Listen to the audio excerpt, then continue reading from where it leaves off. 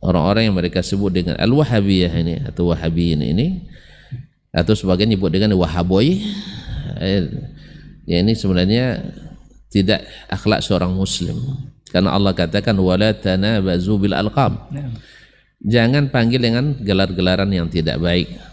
Tapi memang gaya jahiliyah itu seperti itu, yaitu suka merendahkan, suka menghina, dan lebih lagi suka memfitnah. Dan orang yang pernah keluar-keluar di negeri ini anti Wahabi, ketika bermasalah negeri ini pindahnya kemana? Hah? Juga mengambil suaka di negeri Wahabi. Yang dulu keluar-keluar gitu, anti Wahabi, sesat, saudara, akhirnya berlindung kemana? Sana juga kita jelas Al-Quran dan Sunnah kita, karena kita ahlus sunnah wal jamaah.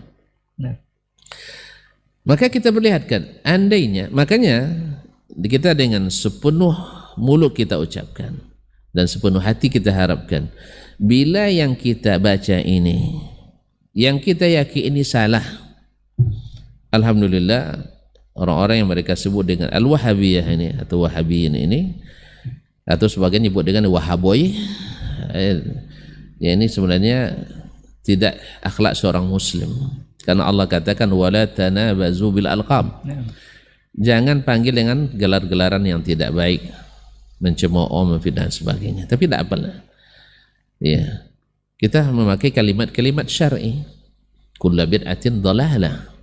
Kita tidak katakan kalau Allah tidak katakan, kalau Rasul tidak sampaikan, ya kan? Ya mereka kemudian gelar yang mereka buat untuk diri mereka sendiri, seperti Al-Mu'tazilah, I'tazalna, Al-Murji'ah dan sebagainya. Tapi membuat gelaran-gelaran baru, bahkan sampai juga kadang-kadang mencela fisik seseorang dan sebagainya, ini adalah diharamkan dalam syariat. Tapi memang gaya jahiliyah itu seperti itu, yaitu suka merendahkan, suka menghina, dan lebih lagi suka memfitnah. Nah, kalaulah difitnah seperti tadi bahwa mereka ini belum berkuasa, kalau berkuasa nanti kita dibantainya. Ini dulu sudah disatakan kepada Nabi kita Muhammad SAW.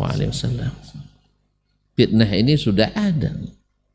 Habis kita nanti kalau dia berkuasa, itu ada. Tapi apakah seperti itu adanya?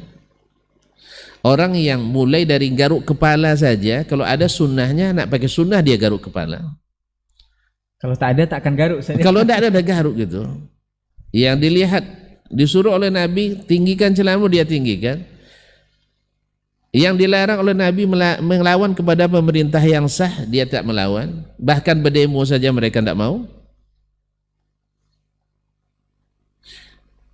Ya, padahal yang mengatakan kadang-kadang menghasut massa untuk mendemo pemerintah. Pemerintah yang berkuasa saja mereka lawan, apalagi yang tidak. Ini. Dan mereka, ya, Ahlus-Sunnah itu seperti kata Imam Subhanallah Ibn Abi Asim, bahwa Ahlus-Sunnah arhamu bi ahli bil ummah min ghairihim. Ahlus-Sunnah itu lebih penyayang kepada umat daripada yang lainnya. Nah, siapa Ahlus-Sunnah? Yang mereka yang mengikut Ahlus-Sunnah. Siapa Ahlus-Sunnah itu? Yang hanya satu alirannya di zaman mereka, tidak ada terkotak-kotak, hanya sahabat Nabi SAW. Hanya sahabat Nabi SAW. Nah, kita mencoba beragama dari akidah, ibadah, muamalah sampai akhlak, meniru para sahabat Nabi SAW. Nah, apakah benar sahabat Nabi SAW, Nabi pertama yang dulu dituduh akan menghancurkan mereka, lalu Nabi setelah berkuasa menghancurkan mereka? Hanya fitnah. Hanya fitnah. Mereka dari awal ingin menghapuskan dakwah Nabi karena berbahaya. Demikian pula dengan Nabi Musa dulu yang dituduh oleh Fir'aun sebagai pengacau keamanan. Setelah berkuasa, apakah dia hanguskan selain daripada mereka? Juga tidak. Jadi fitnah ini berulang dari dulu sampai hari ini. Dan rujukannya juga, ya, rata-rata juga rujukan yang mustabah, yang penuh syubhat, yaitu orang yang terdeteksi. Ini ada kitab namanya Fathul Mannan fi naqdi Subahid Dhal Dahlan. Nah, Ya, di antara kitab yang ditulis untuk menjelaskan berapa dusta dan fitnah yang ada dalam kitab yang disebut dengan Fitnatul Wahabiyah. Beliau sendiri yang penulis kitab yang buat fitnah itu meninggalnya di Madinah kok, yang sudah dikuasai oleh orang Wahabi.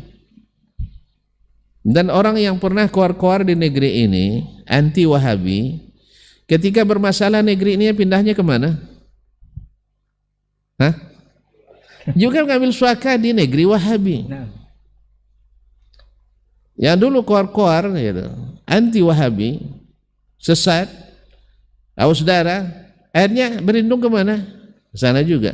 aman di negeri Pemimpin-pemimpin Arab di negeri-negeri yang berafiliasi dengan yang anti Wahabi, ketika mereka sudah tidak aman di negerinya, berlindung kemana? negeri Wahabi. Ke negeri Wahabi juga. Yang notabene saudara, harusnya dulu mereka ini mencaci maki Arab Saudi, mencaci maki gerakan Wahabi. Ketika datang kan tinggal ciduk tuh, oh kamu rupanya. Udah habis Ustaz. Subhanallah. Contoh konkret, ikhwani fillah. Nah, Ya. Jadi saya bingung juga kenapa orang percaya dengan fitnah seperti ini. Gitu. Kenapa orang percaya dengan fitnah seperti ini? Ini misalnya kan yang kalau dikatakan tadi kalau sudah berkuasa nanti kalian akan disembelih dulu kita, ya akan disembelih. Ini ada bukti apa tidak? Ada bukti apa tidak? Justru negeri itu menjadi tempat berlindungnya orang-orang yang dulu memusuhi mereka.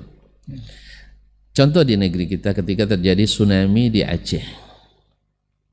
Aceh kan kita tahu sendiri, negeri yang paling keras memusuhi apapun yang berbau Wahabi. Sampai majelis ulamanya memfatwakan sebagai aliran sesat, walaupun tidak sesuai dengan kriteria aliran sesat yang dirumuskan oleh MUI pusat. Oke lah, tapi ketika terjadi musibah, ayo catat, siapa yang paling banyak membantu? Australia bantu 1 miliar keluar-keluar gara-gara Corby mau dieksekusi bos narkobanya. Di Arab Saudi tidak kurang dari 1,2 triliun dihujat sebagai negara kafir, tapi tetap menurunkan bantuannya 1,2 triliun. Andainya mereka haus darah, harusnya bersorak dia, alhamdulillah musuh kita hancur berantakan. Nah. Dan buktikan ikhwani billah, cinta kita ke tanah suci hari ini. Berapa masjid yang dibangun orang kaya Indonesia ini? Karena kita konteksnya di negara ini kan, nah, yang kita bangun di Jazirah Arab. Dan berapa masjid yang mereka bangun di negeri yang notabene adalah musuh Wahabi. Oh enggak, itu untuk susu orang Salafi Wahabinya. Antum keliru. Berapa banyak masjid yang direbut dan mereka biarkan. Kan ada yang mengatakan habis masjid direbut oleh orang Wahabi. Subhanallah. Kaum muslimin dan muslimat dirahmati Allah. Yang ada justru, coba alhamdulillah ya, yang saya ketahui ya, kalau enggak tolong dibetulkan, sudah berapa masjid berdiri dihalangi oleh orang-orang yang mereka sebut Wahabi. Saya tidak ada tahu. Apalagi sampai membakar masjid. Tidak ada.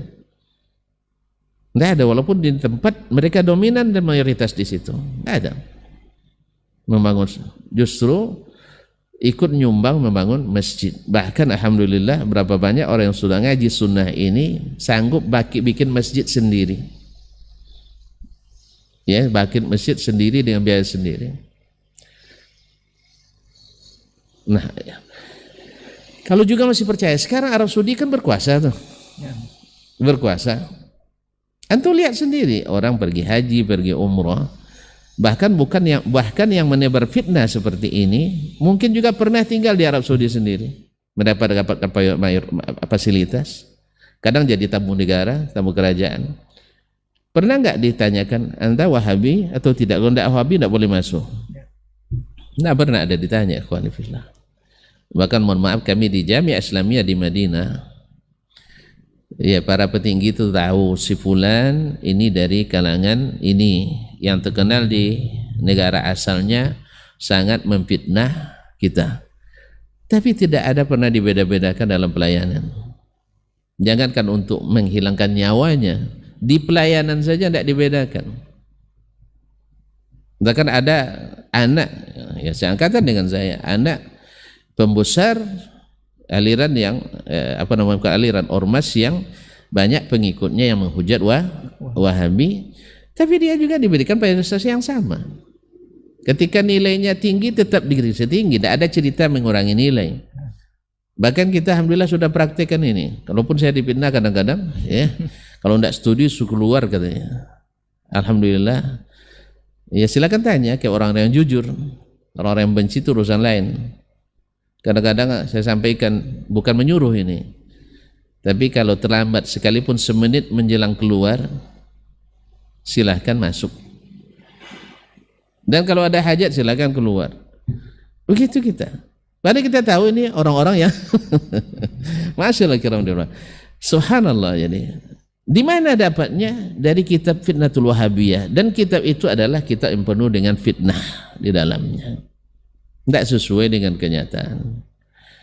Walaupun kita katakan kesalahan pasti ada, kekeliruan pasti ada, baik sengaja pun tidak.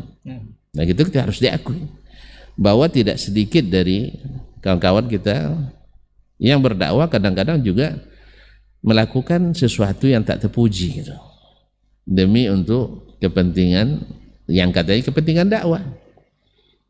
Misalnya menghapus ini dan sebagainya, atau tidak memberikan hak kepada yang berhak, dan itu ada memang. Tapi ini apakah seperti tadi sahabat mungkin salah satunya keluar dari manhaj semua, itu ijtihad pribadinya, tidak bisa kita bebankan kesalahan itu pada selainnya. Kita lihat sendiri bahwa sebagian fatwa sahabat berbeda dengan umumnya sahabat yang lain, kita katakan ijtihad pribadinya. Demikian juga pada hari ini. Di zaman sahabat aja masih ada yang salah, apalagi di zaman kita. Tapi yang kita maksud adalah yang ijma' umat kepadanya. Nah, kalau masih ada juga fitnah seperti ini, ya hanya Allah yang Maha tahu. Antum lihat sajalah, ya pergi ke Arab Saudi sana. Alhamdulillah, tengok nanti ditanya enggak waktu periksa paspor, Anda Wahabi atau tidak? Kalau tidak Wahabi berarti jalur kiri, di karantina dulu kan. Kalau Wahabi masuk jalur kanan, masuk surga. Enggak ada dibeda-bedakan saya. Nah.